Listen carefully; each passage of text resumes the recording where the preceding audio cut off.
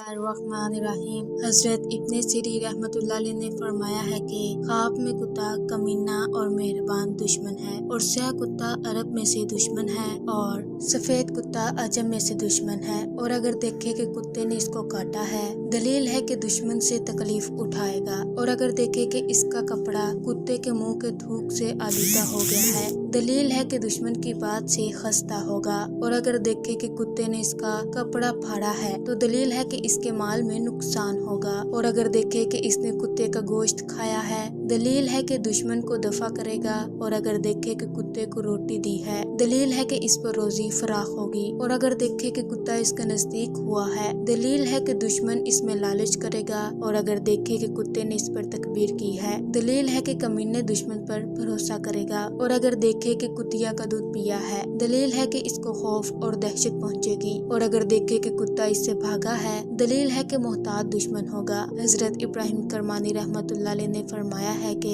अगर देखे कि कुतिया इसके घर में आई है, दलील है कि कम हिम्मत औरत से शादी करेगा। हजरत इस्माइल बिन अशस रहमतुल्लाह अलैह ने फरमाया है कि शिकारी कुत्ता जाहिर दुश्मन है। और अगर देखे कि शिकारी कुत्ते के जरिए शिकार करता है, दलील है कि इसको दुश्मन से जो दानिशमंदी का दावा करता है खैर पहुँचेगी। और अगर देखे कि शिकारी कुत्ते का गोश्त खाया है, दलील है कि वरासत पाएगा। और अगर देखे कि शिकारी कुत्ता इससे दूर हो गया है, तो दलील है कि बामुनफ़्फ़त दुश्मन से जुदा होगा। हजरत जाफर सादिक रहमतुल्लाह अलैह ने फरमाया है कि ख्वाब में कुत्ता देखना 4 वजह पर है। पहला दुश्मन, दूसरा लालची बादशाह, तीसरा दानिशमंद, चौथा चुगलखोर आदमी। अगर आपको हमारी वीडियोस अच्छी लगती हैं और ऐसी मज़ीद वीडियोस देखने के लिए हमारे चैनल को सब्सक्राइब कर लीजिए। शुक्रिया।